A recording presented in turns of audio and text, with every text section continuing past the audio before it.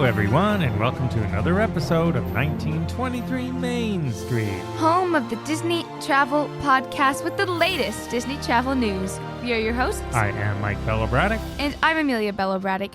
And today, must-have tips for your first vacation this summer at Walt Disney World, plus a Pride food guide and how to spread your pride at Disney World this month. Yeah, in the news, I've noticed a lot of people asking questions about what's it like to visit Walt Disney World in the summer. And the answer is horrible.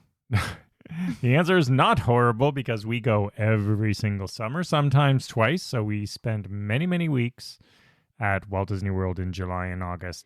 You just have to plan a bit differently than if you were going at another time of the year. Yeah, so this is mainly for those who have not visited. And with the resurgence in travel after, COVID on the wane, lots more people traveling, plus its 50th anniversary and everything else. There are a lot of people going in the summer who've never gone before because maybe that's when they can get a reservation. But they're always asking about the heat. Wow. And why exactly? Is the heat the biggest issue? Not even close. Doesn't even make top 5 issues. Wow. So now I want to hear this. But I will say, yeah, I agree with that. And so this is for those of you who have not visited in the summer, you're missing the boat if you're worrying about the heat. I will just say, well, let's just say we live in Toronto, Canada, right? And in the summer here, there have been a few times where it's been hotter here than it is in Disney World. So no. See, I don't think that people are concerned about... hot. They're not concerned about the heat. They're confusing it. What they're concerned about is the humidity. Yeah, that's a good point. So don't get us wrong. It's very hot and it can be extremely hot. But you know what? Dealing with heat is not really brain surgery, right? So, it's funny. You read these articles, how to beat the heat. Well, go in the air conditioning, drink water, have an ice cream. I mean, stellar tips, but I'm being facetious. That's common sense, how to beat the heat at Walt Disney World, right? It is hot. Probably, let's go park by park. Okay. What do you think is the worst park to be in on a hot, sunny day? I know you're going to say Hollywood, but I would argue Animal Kingdom. No, I'm going to say Epcot. You're going to say Epcot? Really? Specifically... No, I disagree. Epcot World Showcase. For some reason, other than going in, trying to go into one of the shops or something, there's not a lot of places to find shade in World Showcase. You're not rushing around, though, so it's not as bad. It always seems to be so hot and muggy walking around there. It's crowded. Does it? It's a bit thinner in the aisle or the walkways than the rest of Epcot. Lots of room, but not when it's crowded. And it can get crowded now that Food and Wine starts basically year-round. But... I think Magic Kingdom is a great park to be in. Lots of places to find shade. Magic Kingdom's good. I don't mind Hollywood. I think Animal Kingdom is the worst when it's hot. I don't know. I think there's a fair bit of shade at Animal Kingdom. There's a fair bit of shade because when it's hot, it rains. Yeah, well, that's going to lead into our next ticket item. So, what you need to know and what to watch for. As Amelia just said, it's not the heat, even though it can be intense. It's the rain, people. It's the rain you have to worry about. And when it gets too hot, it rains. You're not concerned about the heat. You're concerned about the heat reaching the point where the rain's like, hello. So here's some tips for you. Yes, it's hot, but just do anything you do when it's hot. Don't worry about the heat. Worry about the potential for rain, which is when? Anytime after 2 to 7 at night. Every single day. It doesn't matter what the forecast says. Yeah, exactly. I don't care what the Weather Channel is telling you weeks, months, days, hours in advance. It will rain. So when you're planning your vacation, as Amelia just said, our sweet spot over the years, in our experience, is from about 2 p.m. to 7 p.m. There's a good chance any activities you have that require anything outdoors may get rained out. And sometimes they can tell when the rain is coming within those hours, but I'm shocked if there's a day where it doesn't rain.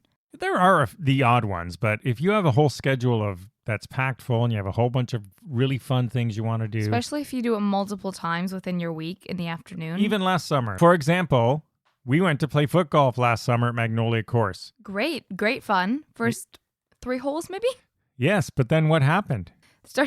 First it started with a little drizzle. Oh, we can play through the rain. It's kind of hot, nice break, a little bit of nice, cool, wet rain. This was around 3 to 4 p.m., I would estimate. Then it started pouring, and the guy came out in the golf cart. There was some thunder, but he said the thunder was far enough away that he said you can stay out if you want. So we stayed out, but, if you were a fan, we were pretty much the only ones on the course who wanted to finish. Because by that point, it was pouring And it was rain. foot golf, not golf. So you're just kicking a soccer ball, which, by the way, is super fun. If you haven't tried it, do it. Yeah, tricky in the rain, though, because you start slipping.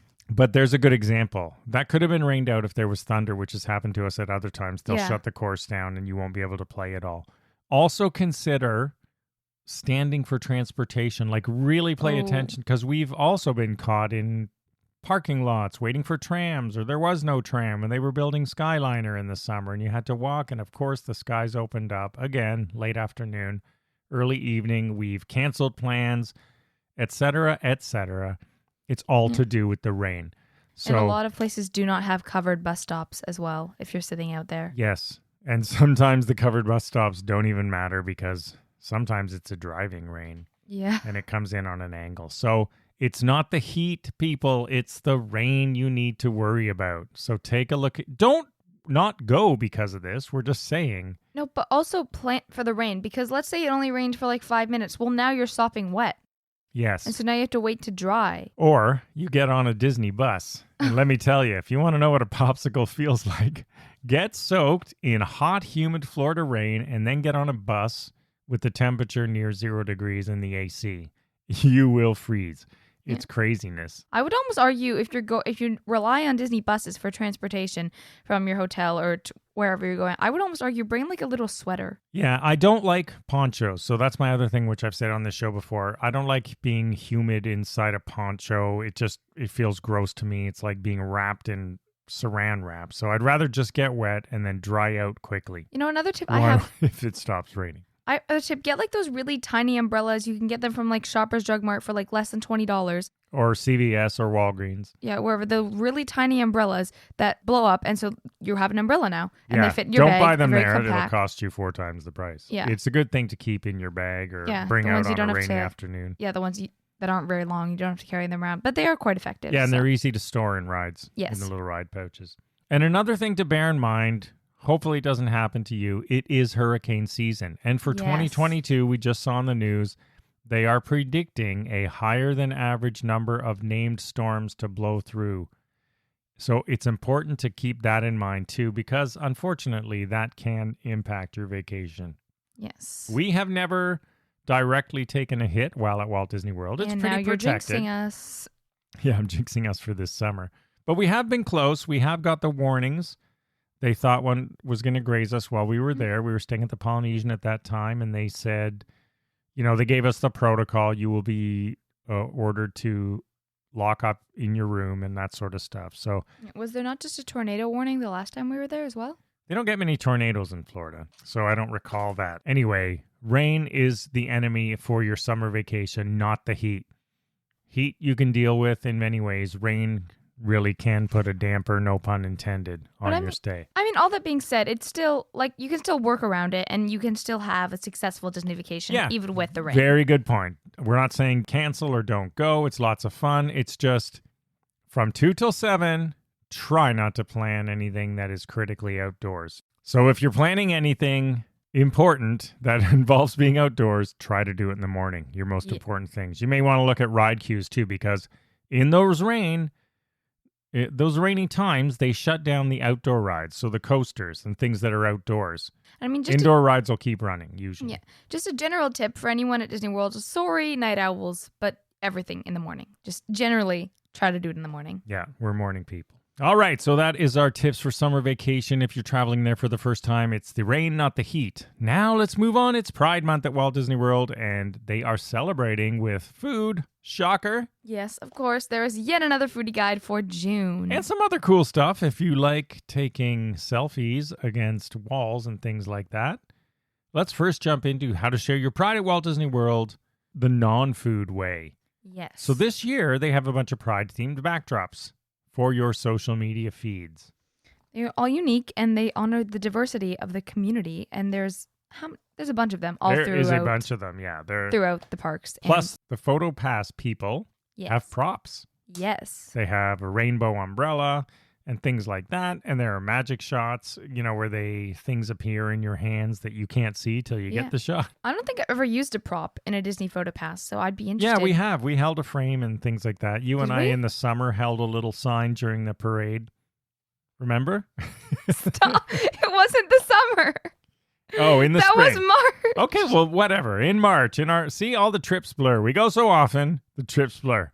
So in March, we held a prop. So there you go. I got the wrong time, but I got the right thing. Okay, my memory's failing me today. Anyway, and Disney Springs, there's also sort of decor and photo ops for Pride Month at places like T-Rex, Kate Spade, the Coke Store, and others. So look around for some unique things that will only be available in June. Yes, and get your photos while they last. Now, let's go to what we really care about. We'll end the show with the foodie guide. If you are going to be at Walt Disney World or Disneyland Resort this month, as always, check out our blog posts and show notes for the full list of everything they have, but we are giving you our top pick must-tries. Yes. Your first one is up first. What do you have, and where is it? I have flagged at Disney's Grand Californian Hotel and Spa holiday cart. I have flagged the Pride pretzel rods, which are pretzel rods, which is like just, they're like a breadstick. They almost look like churros. It's a breadstick, but it's a pretzel. Yeah. And it is dipped in white chocolate and topped with rainbow sprinkles. I've had pretzel rods before. They are amazing. And oh, you have? Yeah. Where? Not Disney pretzel rods, but I've had them before. They're it quite does good. look cool. It does look cool. Would look forward to enjoying this. Now, also in Disneyland, I picked it in downtown Disney at Sprinkles. I like Sprinkles, always does some good stuff. I don't know if I want to eat this, but I'd try it. It just looks cool. It's a rainbow layer cake. So it is a very festive cake with 6 colorful layers of vanilla cake with cream cheese frosting and carousel sprinkles. So that is, of course, at Sprinkles in Disneyland, downtown Disney. Now, over at Walt Disney World Resort. At Cheshire Cafe. Yeah, Magic Kingdom Park, Cheshire Cafe, right beside the teacups. So ride first, then eat, or do it the other way around at your own peril. I really want to try the Pride Key Lime Tart because I love lime and key lime in particular. So this is a key lime tart with sweet whipped cream topped with a chocolate piece. It's a Mickey hand or something, or a Mickey heart, I think. Yes, one of those Disney classics. One of those Disney classics for Pride.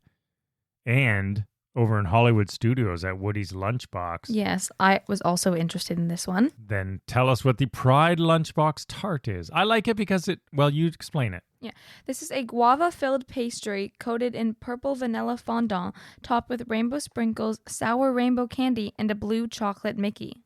Now, if you can picture an extra large Pop-Tart, that's what this looks like. It is, exactly. And that's why I would like to try this one. It's like the banana tart they had a while ago. Any sour candy is going to get me as well. Yeah. So sour and spice are two of my favorite things. So I definitely want to try that. That's at Woody's Lunchbox. All these things most of them are till June 30th. Disney Springs at Amarette's Patisserie. There is what they're calling the Jewel of Pride.